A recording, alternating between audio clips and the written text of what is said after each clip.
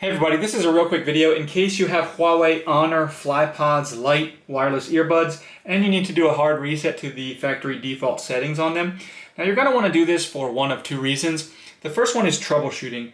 If you're having any issues with these earbuds, not connecting to Bluetooth, or if they're not pairing or syncing with your device, or if they keep disconnecting, or if you're only getting sound out of the left ear or the right ear, a hard reset can fix a lot of these issues.